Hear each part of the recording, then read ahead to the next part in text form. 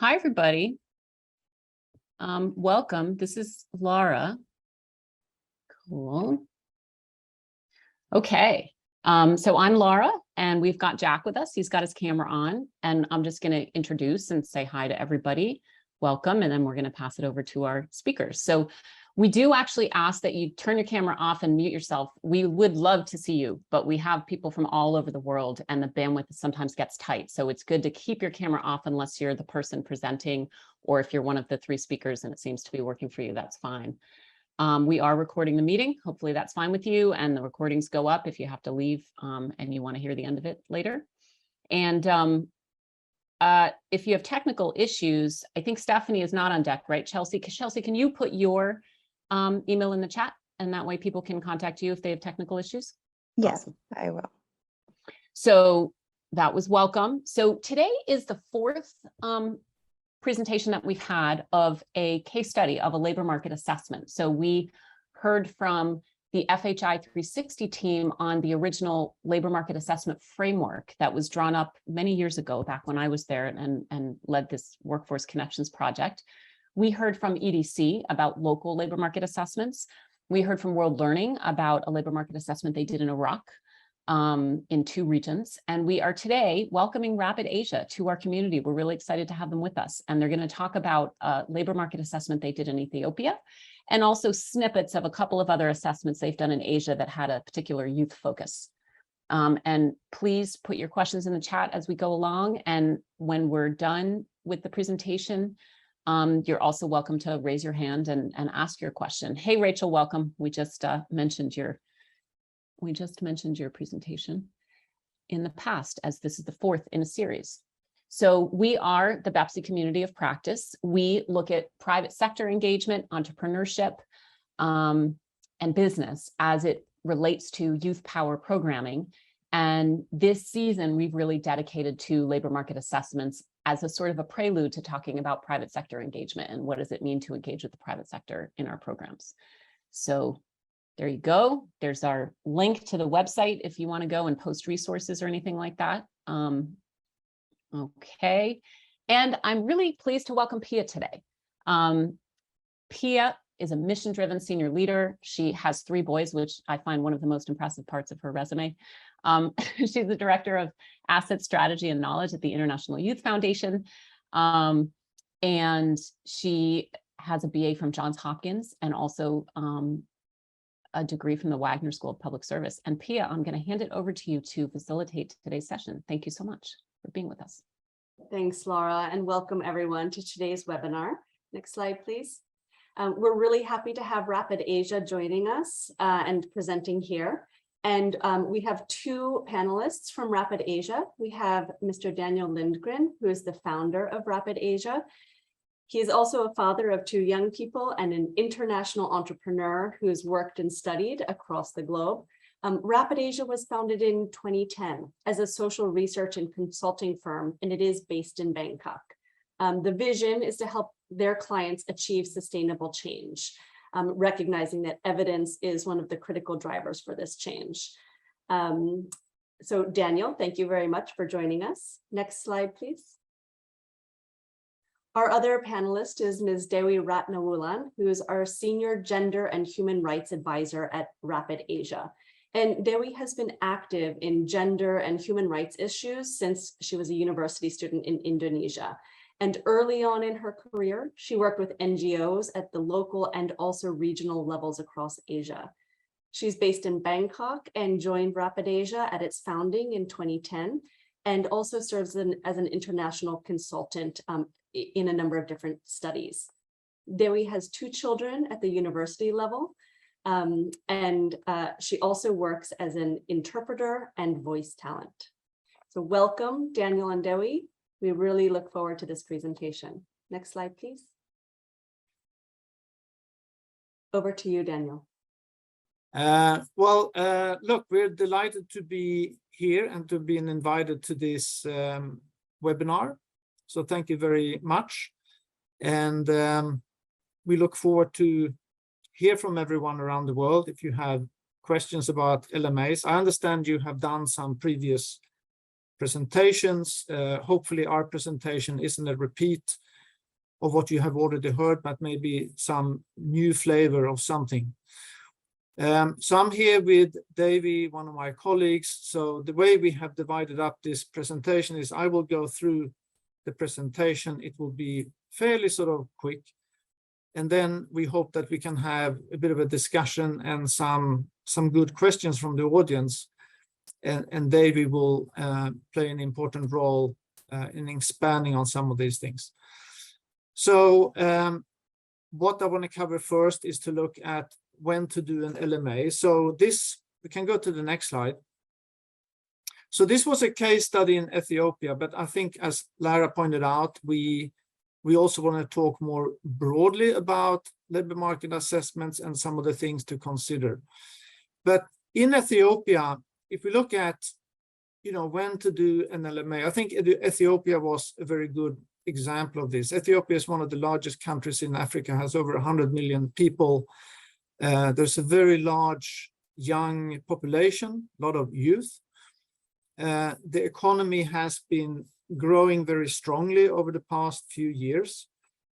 And yet we see that there is a huge mismatch between labor market demand and supply in terms of skills and knowledge, particularly from new graduates that are coming out on the market. And so whilst Ethiopia has enjoyed, there's a lot of foreign investment, for example, coming in from China and other places.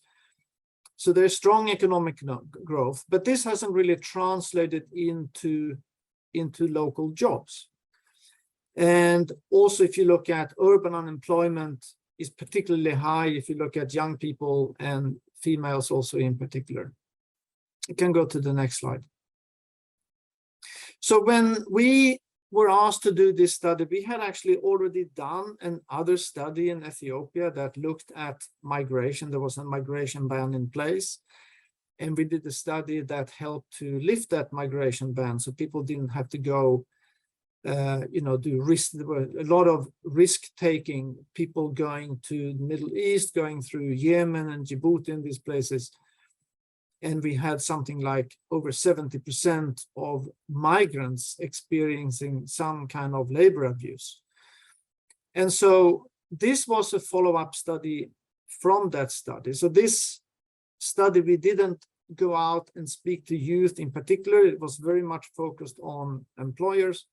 But having said that, it of course makes a lot of sense to also go out and talk to youth if you're doing some labor market assessment.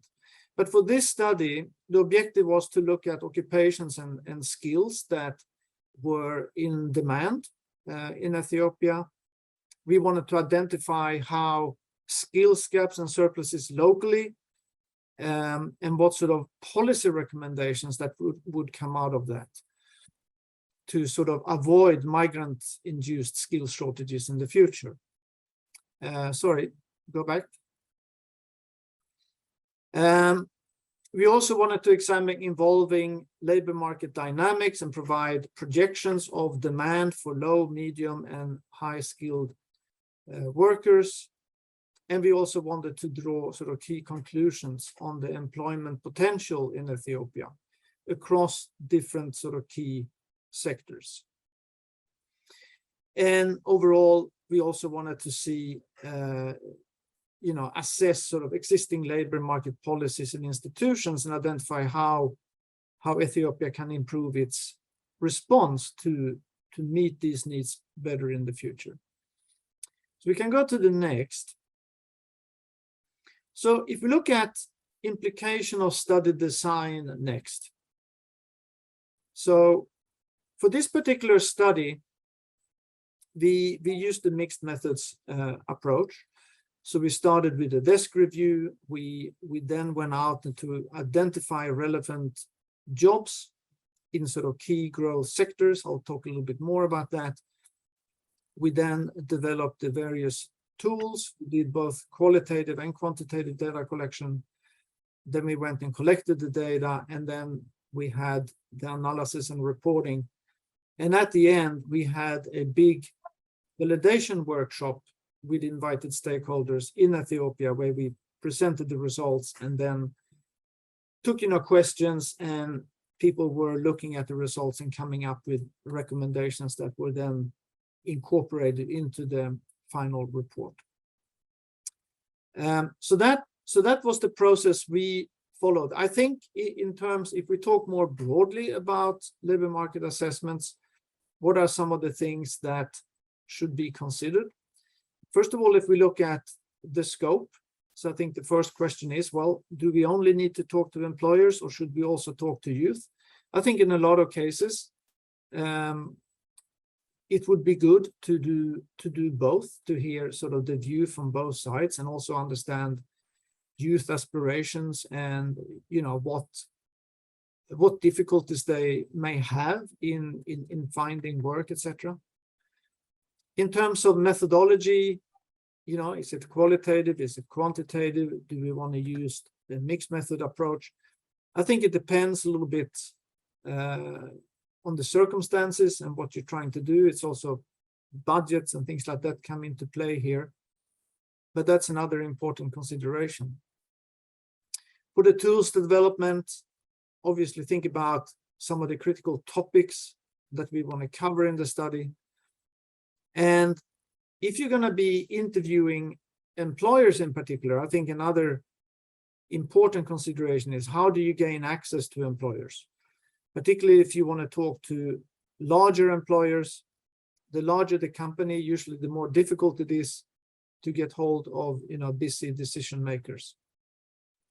Field quality control, I think, is another important, especially if you do a survey.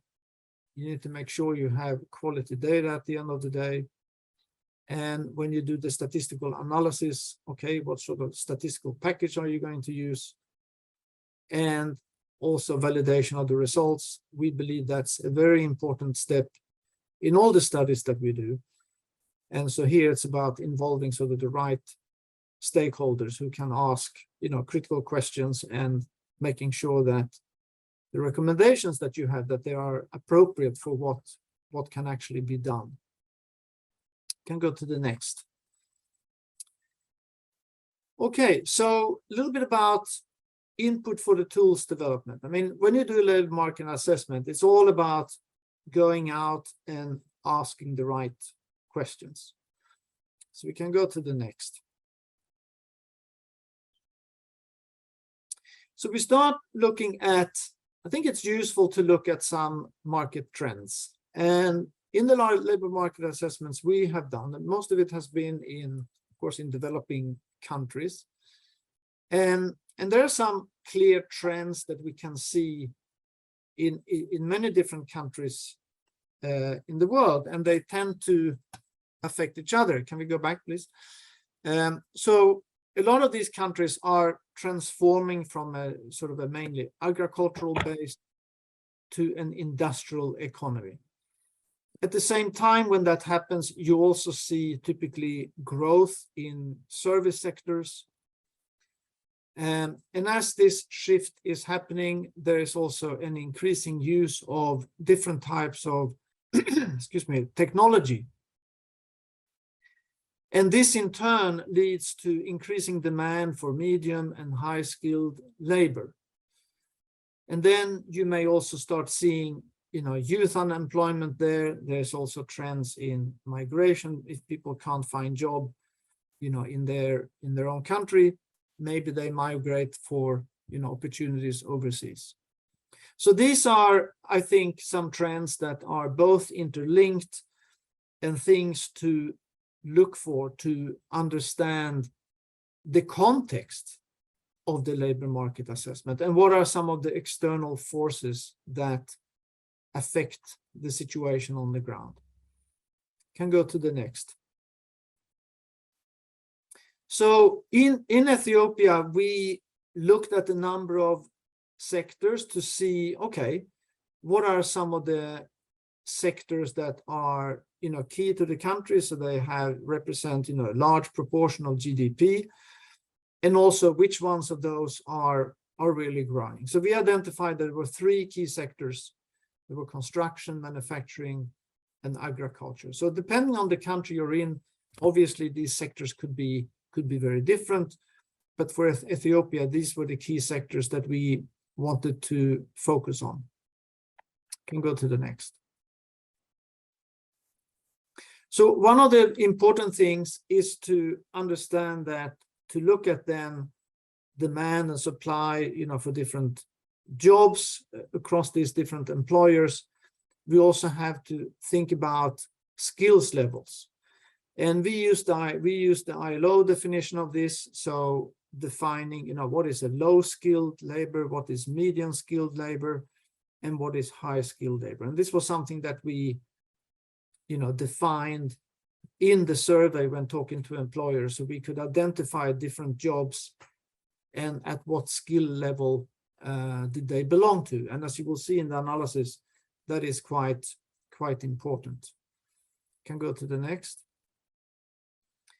For different occupations, then we use the ISCO codes to identify sort of key jobs within these sectors, so within construction, manufacturing, and agriculture.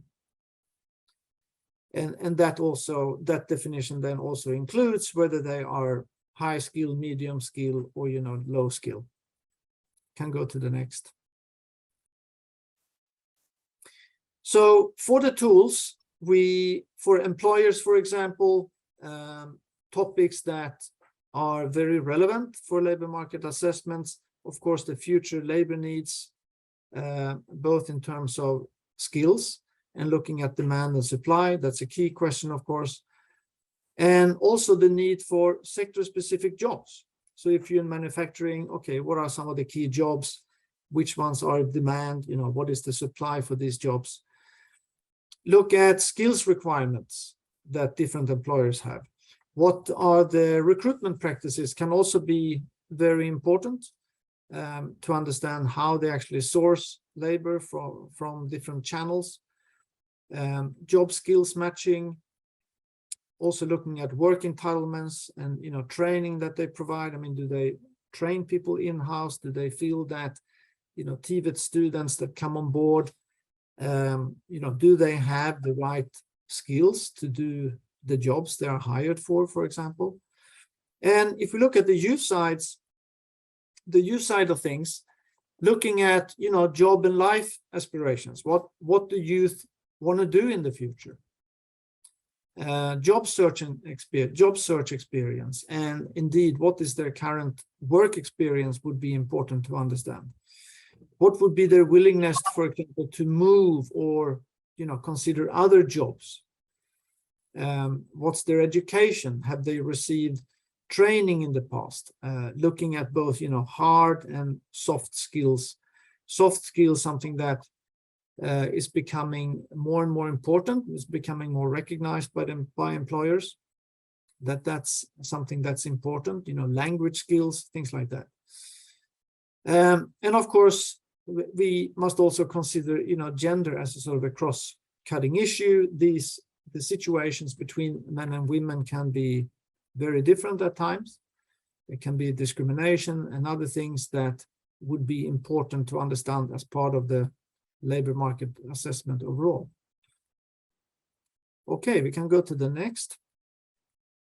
So those are sort of some guidelines and insights into things to think about when doing a labor market assessment. So finally, I want to just go through how we look at some of these results, how they can be presented to sort of try and make sense of the findings. So here are some examples. We can go to the next slide. For example, in Ethiopia, we know that there is a lot of migrants coming in and working on different projects. So among the employers we talked to, 34% of them also hired migrant workers. And we found out a lot of migrant workers, some come from, nearby, from Djibouti, for example, but there were many that came from China and also from India, from some other neighboring countries like Sudan and South Sudan.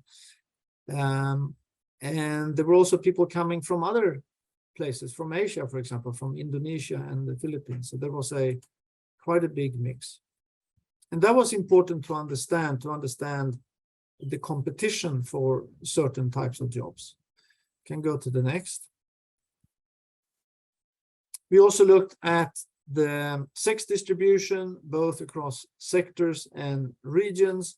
What we found was that actually there are quite a lot of females working in some of these sectors, particularly in agriculture, a bit less in construction. But it's always good to have sort of an understanding of what the distribution looks like. And go to the next. We also looked at skills levels of most workers. So here's an example of that. So of course, across the different sectors, most of the workers are found to be low skilled. There are many that are semi-skilled, and then you had quite a few employers that, very few employers that, had mainly hired high skilled workers. But we can go to the next. If we then look at demand across the sectors, so you see the sectors here in the three different charts. And the three bars represent the skill levels. You have low skilled, semi-skilled, and high skilled. And as you can see, demand for low skilled, there's still some demand for low skilled workers in all three sectors. But you can see the high demand there is in the green. So if you look at high skilled, you see that there's more demand for high skilled workers across all the sectors. We can go to the next. And then if we look at supply, you see that for low skill, well, there's ample supply.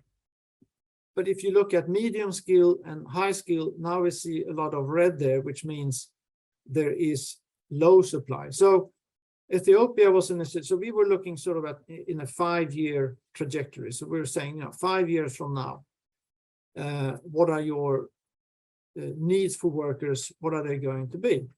And so we could clearly see that there's a relationship between supply and demand. We see, low supply of high-skilled workers, whilst there is, a high demand for high-skilled workers.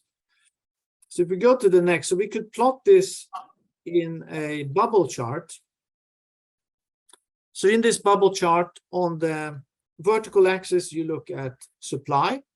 Yeah, so from low supply to high supply. And on the horizontal axis, you have demand, from low demand to the left and high demand on the right. And the blue bubbles is construction, the red ones is manufacturing, and the green ones are agriculture. And if you look at the bottom right corner, this is where we have, very high demand and low supply. You see the red line there? Below the line means there's an undersupply of workers. So we see that high-skilled manufacturing workers, high-skilled construction, high-skilled agriculture, all of those high-skilled workers are in very high demand, but there's an undersupply of those workers. This is the next coming 5 years. Whereas if you look at low-skilled workers, particularly construction and manufacturing, they are more to the left. If there's less demand for those workers, but there's also an oversupply of those workers. So clearly we have a mismatch. And then we can break it down further, looking at the different sectors. So here we look at construction, for example. And here we break it down into different jobs. Notice how all the jobs are below the line. So there's an undersupply of all of these different jobs. And particularly if you look at electricians, site managers, and engineers, those jobs are particularly in a high demand and in a very high sort of undersupply. You can go to the next. Similarly, in agriculture, we found that all the different jobs we looked at were in undersupply, particularly machine operators, drivers, and site managers. You can go to the next. And then we look at manufacturing. And again, we have sort of two clusters there. So in the first cluster, if you look at machine operators, process operators, mechanists, quality control and technicians, all of these are in high demand and undersupply. But even other jobs, which would be more, some of them lower skill, like packers, assemblers, these are still less in demand, but still an undersupply. And so that's what I wanted to present it. And then I'm hoping that that presentation has served as a little bit of a teaser to some questions, and maybe we can have a bit of discussion. And then I also want to bring in Davey into this discussion as well. So thank you very much for your attention. And yeah, let's see if we can have some questions. Thank you, Daniel. I think we do have a number of questions in the chat, which I'll read off. And I think we also had someone who had a hand raised. But there's some very interesting points that you brought in, especially the considerations that you mentioned in the beginning. Let's go over to the questions that we have in the chat. So Reynold from CRS offered up a question on whether vocational schools should or should not participate in a study, with the thinking being that the curriculum that vocational schools use may or may not meet the needs of the current labor market. So how do we think about the role of technical and vocational schools when we're conducting a labor market assessment? And I think this is a question that's particularly relevant when we're thinking about labor market assessments relating to youth economic opportunities and the skilling up of young people, as well as the preferences and desires of young people for their own career path. Okay, I can answer this question. Thank you. So actually, for the other labor market assessment that we did, specific on youth that was in Vietnam, so we involved the vocational school and also the other stakeholder, including from the government, including from the Ministry of Education. That's the one who have you create the policy. So in term, whether we have to involve or not, so this is depend on the objective. However, in terms of the a problem in the mismatch or the in terms of the youth employment, there are problem on the longer and more insecure school to work transition. So because many of especially in the Vietnam, in the case of Vietnam, there are more youth are educated, high educated, but the skill or they are not matched with the requirement for the job, or if they graduated from the vocational school, the curriculum and also the practical, they are outdated.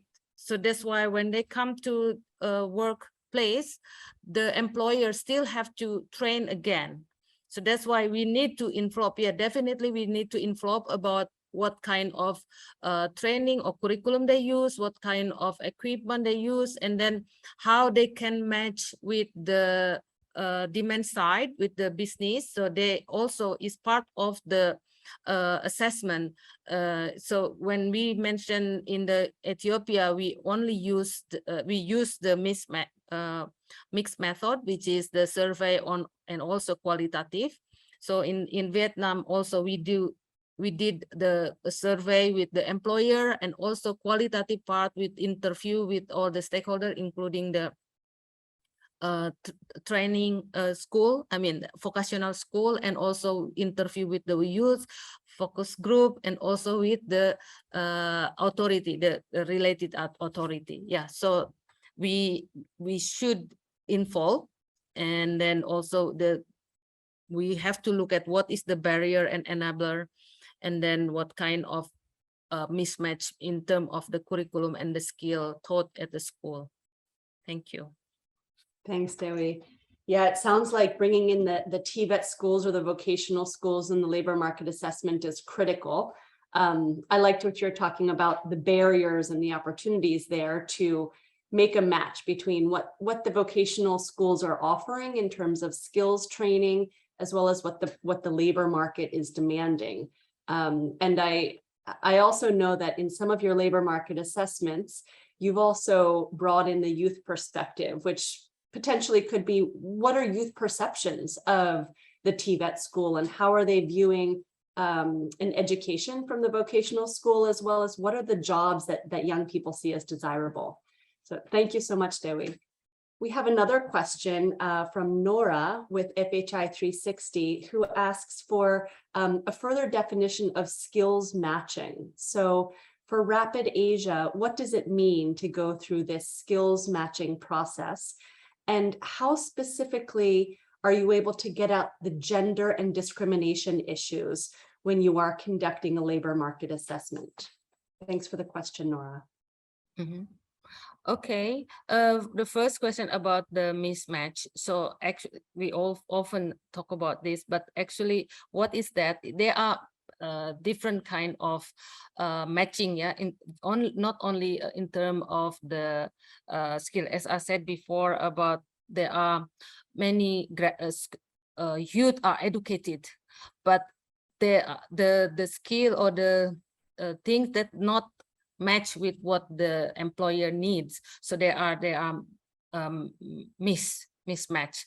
And also sometimes with the with the curriculum, the old curriculum, they didn't change, so they are become under skill. So even though they are graduated from university or the TVET, but the skill they have is outdated, so it become under skill. Or many people who with skillful, but then with the new technology and the new trend, so the skill is become outdated or below of the what they request from the job.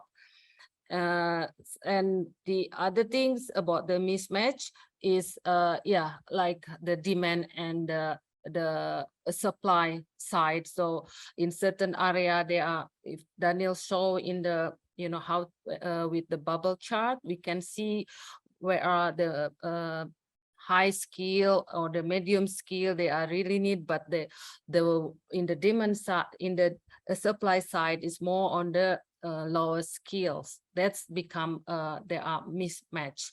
And about the gender discrimination, how we can bring up. So yeah, in term of the future needs, and then what kind of skill you need, and then who are these in this particular industry. So in terms of our study before, we look at that, we analysis, and then we ask the question about type of the recruitment, whether they are different between male and female, and then about the skill, the type of job, whether they have a specific requirement. So we look at that, and then many of the in Vietnam, because we look at the construction, there's most of them are men, and but then in the hospitality, we look at the hospitality, many of them need the soft skill, and there are believe that women is more fit with that particular job. So they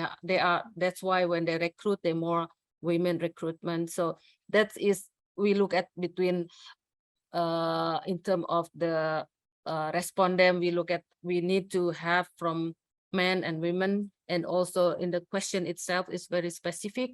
We ask the question to the in the qualitative side, and also in with the employer.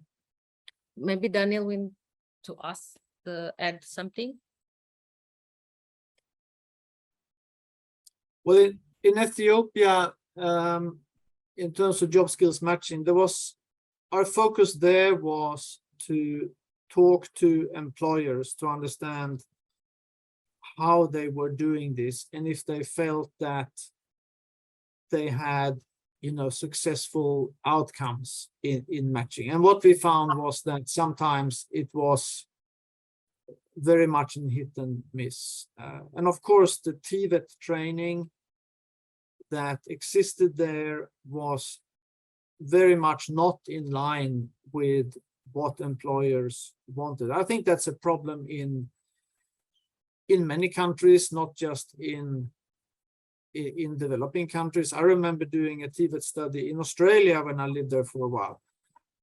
And, they had the same problem. there, that, you know, the education, vocational education is, it always kind of lags, you know, 10, 15 years behind.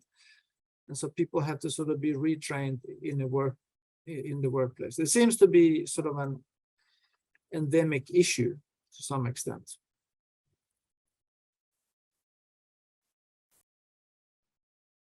Thank you, Daniel and Dewi. I think we may have had someone who had a hand raised earlier.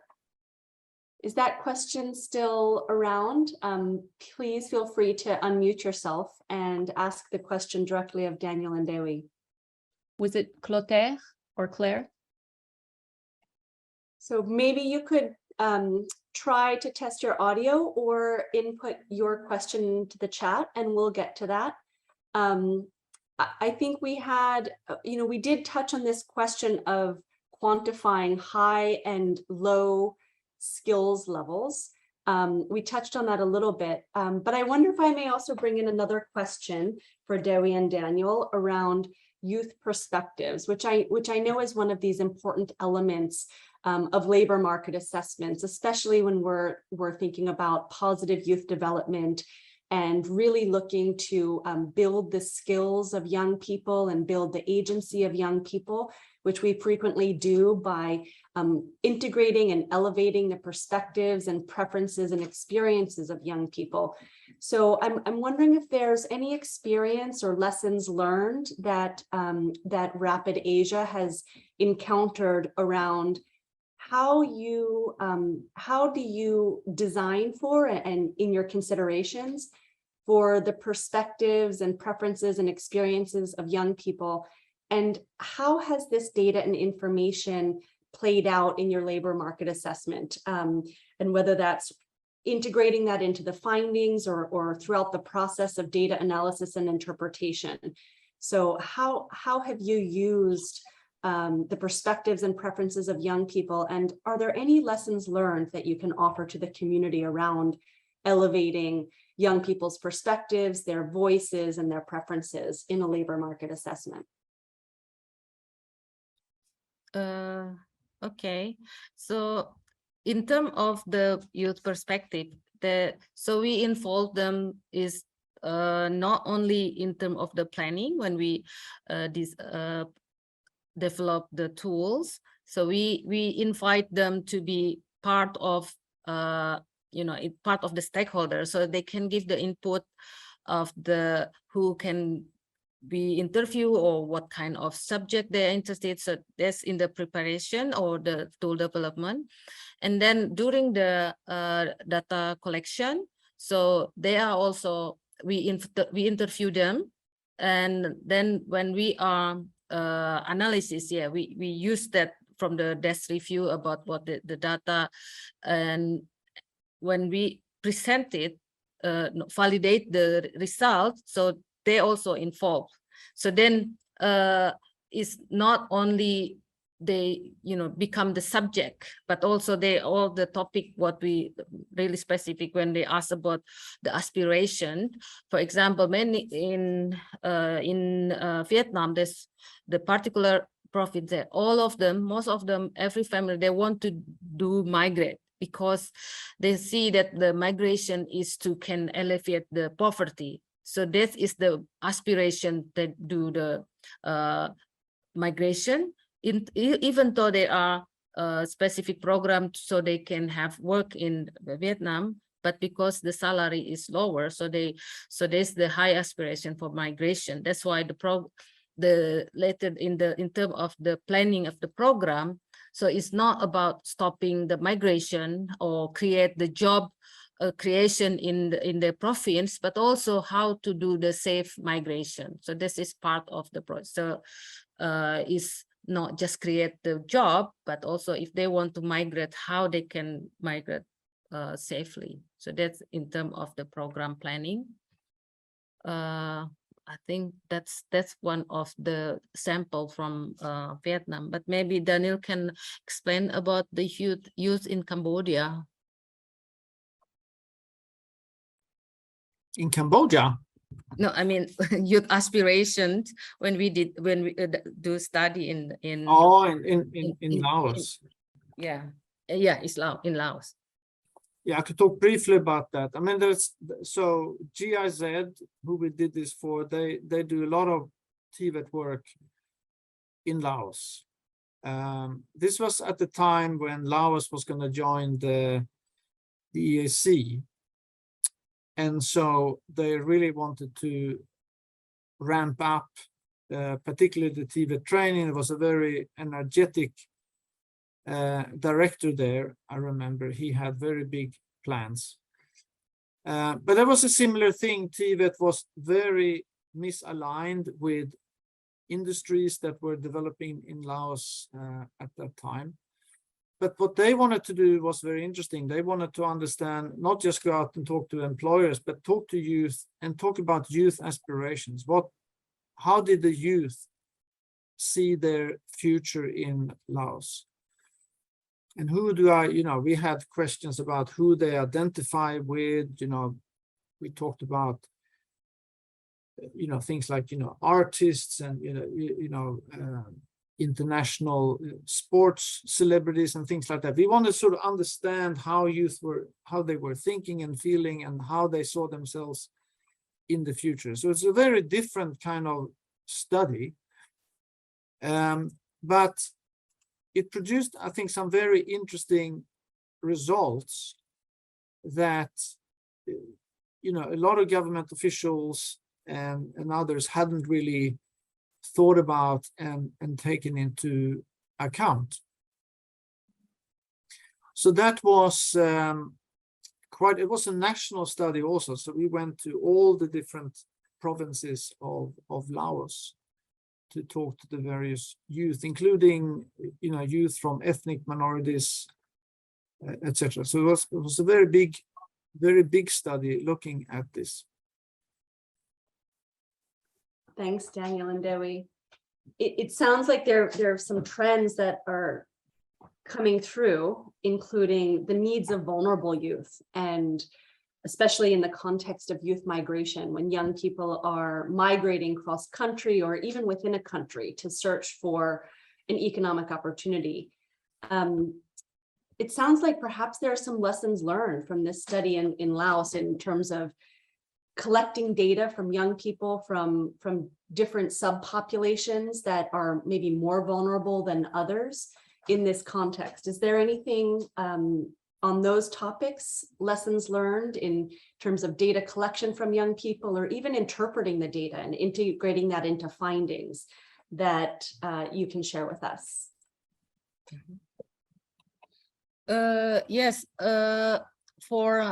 in terms of the youth and migration, so we look at also not only youth who want to migrate, but also we interview from the returned migrant, so why they come back, and then about how the migrant recruitment. So, but the lesson learned that not because youth, vulnerable youth is not only about the poverty, but also there is, Daniel mentioned, there are a minority group, especially like in Vietnam, there are a huge minority group, and also about the disability or the specific group like LGBTI. So we also include that in the, not only in the analysis, but also we interview them and then ask from the government, from the employer side, whether they want to employ someone with disability or from the ethnic minority, and then how they perceive, look at about the minority, because sometimes people, oh, they are vulnerable, so we have to specific recruitment. But then at the other side, people say that no, we are the same, so we don't want to be like a special.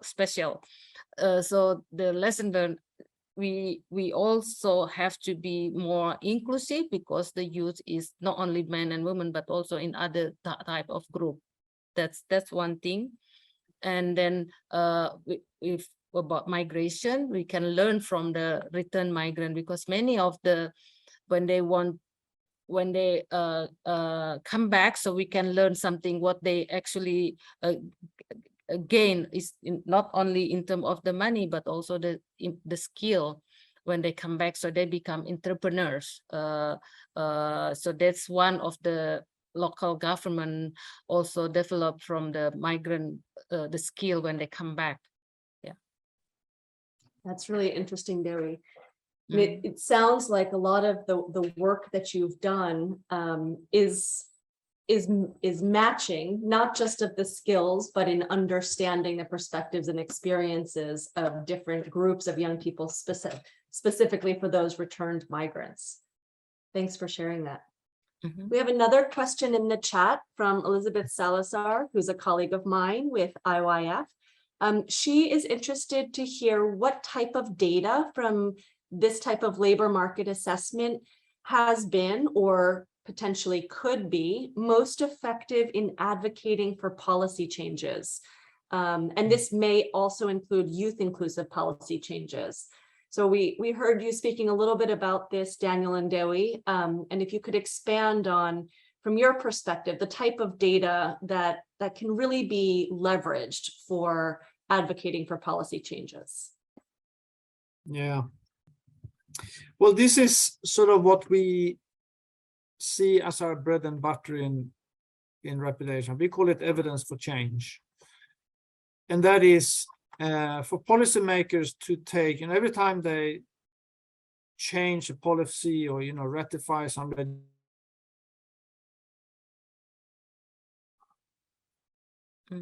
when they make these decisions.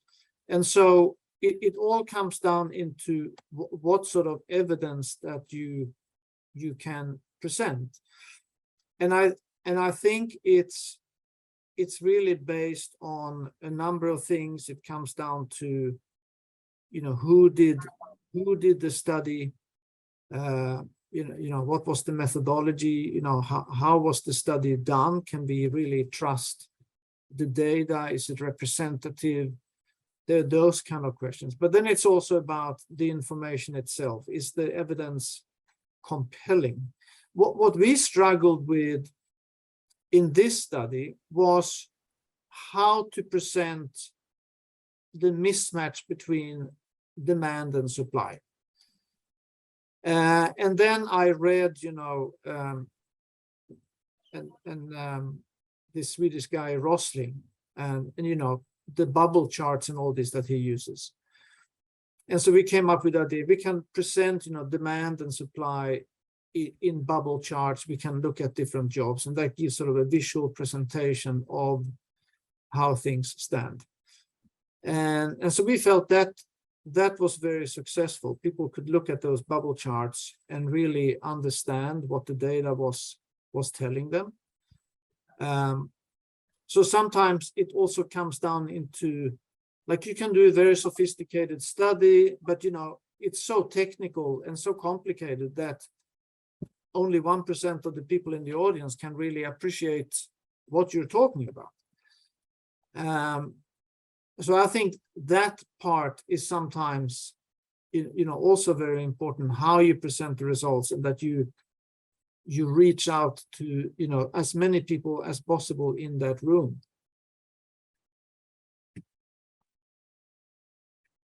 Thanks. I don't know, David, is there anything you want to add to that? No, but the thing is, because the labor market, so when Daniel mentioned about why we're doing it, LMA, so we have to look at who is this for, and then what is the objective. So then the recommendation is tailored to the objective of the study. For example, in Ethiopia, it's more like from the employer side, and then because they want to see about the migrant in the term of migration, but in Vietnam is more specific on the youth and vulnerable group from specific area in 5 provinces.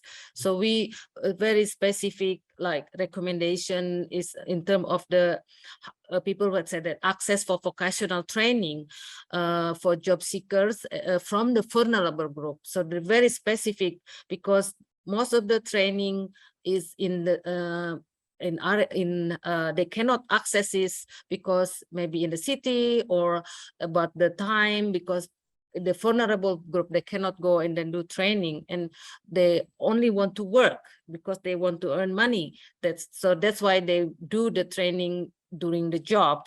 But the thing is, okay, I can come to training if that, as long as they're free, and then I can also earn money. So this this recommendation is intended for the specific, very specific in the project. So I mean, we have to look at about the objective of the labor market. Yeah. Dewi, thank you so much. That's really helpful to hear. And Rachel Bloom has noted in the chat that it's a very interesting insight that you are both making about how data is presented and the power of data visualization to make information more user-friendly, but also to communicate and elevate certain messages that the data is telling us. And Rachel shared experiences that EDC has had in thinking about LMAs. So what happens after we've conducted an LMA? How are the findings used? How is the data communicated? How is it integrated into dialogues and decision-making by different actors in the system? And I think what we've heard from both of you, Daniel and Dewi, today is that a lot of that is really determined by the design and the considerations that you're making up front in the labor market assessment. And as we think about positive youth development, certainly considering young people and the role of young people in the labor market assessment is one of those critical design elements of the LMA. So Daniel and Dewi, thank you so much for sharing your experience and your case study on the Ethiopia labor market assessment with us today. I think I'm turning it over to Jack, who is a co-lead with Lara on this community of practice. Thank you, Mia, Pia, for the moderating the event, and thank you, the Rapid Asia team, Daniel and Dewi, for giving a holistic approach to labor market assessment, especially with the case study in Ethiopia. We have really gained a lot of information, especially how labor market can be used to influence youth programming. At this stage, I would like to inform you that this presentation, the discussion that we have just had, has been recorded or is being recorded, and you can access it via YouthPower.org in BEPSE page. And also through that page, we will continue to continue with this discussion. And if you have any question that you might want to ask the panelists, you can either post it via that platform, or share it with us via email, especially where you have our email. At this stage, I don't know whether we have the slide where we have activities that are lined for. We have different activities that are lined for the, this month, especially for different COPs. We have the gender COP, the youth, higher learning. They will be having different activities taking place this this month. I don't know whether we have that slide, but also I want to thank you very much, the audience, for taking your time to be part of this discussion. If it wasn't for you, then we couldn't have had this discussion. We really appreciate your time, your dedication to be part of this webinar. We thank you so much as a BEPSE team, me and Lara, and UOD, the Making Sense team. We really thank you for being with us throughout this session.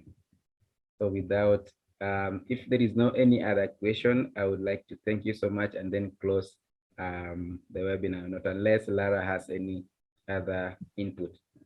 Lara. Thank you, everybody. This was such a great discussion, and we're looking forward to finishing up our report and sort of sharing insights from all of the 4 LMA presentations and all of the practitioners who have contributed their thoughts. So we'll be sending a draft out to you guys by this Friday. And thank you so much. Thank you so much, Bye. and nice to meet everyone. Bye-bye. Thank you. Bye. Okay, look forward to the report.